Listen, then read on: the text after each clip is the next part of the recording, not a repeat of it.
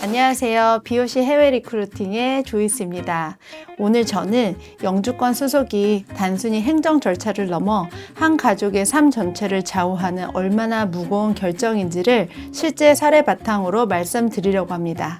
5년이라는 긴 시간 동안 영주권을 기다린 한 가족의 여정을 통해 우리가 흔히 놓치기 쉬운 영주권 수속의 함정과 그 속에 우리가 지켜야 할 신뢰에 대해 이야기해 볼게요. 많은 분들이 미국에 오실 때 1년짜리 비자를 받고 영주권 수속을 시작합니다.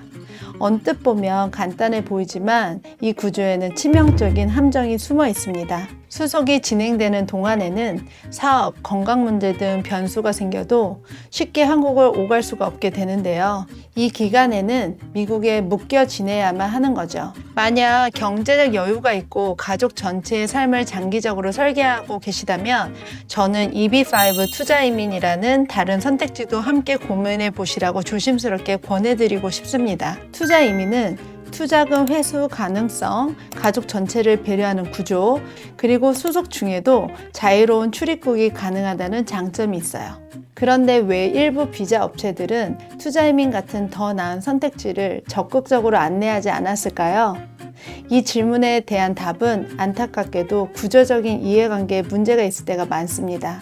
투자 이민을 진행하게 되면 업체에서 더 이상 비자 연장에 따른 수익을 낼 수 없기 때문일 수 있어요. 불편한 진실일지라도 누군가의 이익보다 여러분의 보호가 우선돼야 한다는 거지요. 가장 불안할 때일수록 좋은 말만 듣고 싶은 유혹을 이겨내고 정직한 정보를 듣는 것이 매우 중요한 포인트예요. 이제 5년 반 만에 영주권 받은 한 가족의 실제 사례를 말씀드릴게요. 보통은 1년 반 정도의 승인이 났었던 시절인데 한 가족의 상황은 한 5년 반 만에 영주권을 받은 상황이 있었어요. 이주공사라면 이런 부분을 감추고 싶겠지만 저는 이 가족의 실제 사례를 오늘 말씀드리고 싶습니다. 이 가족은 2020년 1월에 노동허가서를 접수했지만 감사에 걸리고 2번의 거절 통지를 받은 예상치 못한 난관을 겪으면서 거의 5년 반이 걸려 영주권을 받았는데 시작 당시가 코로나 시기였고 모노후퇴라는 예상치 못한 변수까지 겹쳤어요. 가장 기가 막혔던 순간은 다른 모든 케이스는 인터뷰 없이 순조롭게 영주권이 발급되는데 이 가족만 아무 소식이 없다가 갑자기 이민국에서 수속 비용을 환불 처리했다는 변호사로부터 연락을 받았을 때예요. 이민국이 실수를 인정하고 싶지 않아서 한 행동이라고 직감했죠.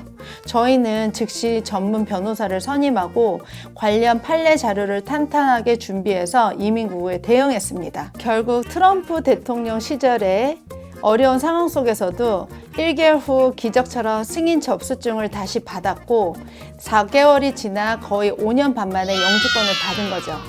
저의 감정이 벅차올 수밖에 없어 변호사님과 사무실 직원 모두 너무 기뻐하며 행복한 시간을 나눌 수 있었습니다. 33년 동안 이민자로 살아오면서 그리고 또 이런 수많은 케이스를 직접 진행하면서 저는 한 가지를 분명히 깨달았습니다.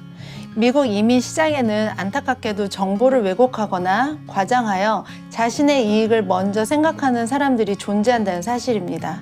여러분이 가장 불안하고 가장 급해질수록 더 많은 이야기를 듣고 더 많이 비교해 보셔야 합니다. 그리고 마지막 판단은 반드시 여러분 스스로 하셔야 됩니다. BOC 해외 리크루팅은 여러분의 인생과 가족의 미래가 걸린 결정 앞에서 가장 중요한 가치는 신뢰라고 믿습니다. 그리고 저희는 가능하지 않은 것을 가능하다고 말하지 않고 현실을 숨기지 않으며 항상 정직한 정보와 현실적인 전략만을 안내해 드립니다. 저는 상담을 시작할 때 계약 전 고객님들께 꼭 드리는 말이 있어요. 이 선택은 your responsibility라고요. 누군가의 설득으로 누군가의 말에 이끌려 결정하는 것이 아니라 훗날 그 순간을 돌아보면 이건 내 선택이었고 나는 잘 선택했다라는 말할 수 있는 결정이 되셔야 됩니다. 여러분이 가장 현명한 선택을 하실 수 있도록 BOC 해외 리크루팅 그리고 저 조이스는 여러분의 상황에 맞춰 정직하게 컨설팅 하겠습니다. 감사합니다.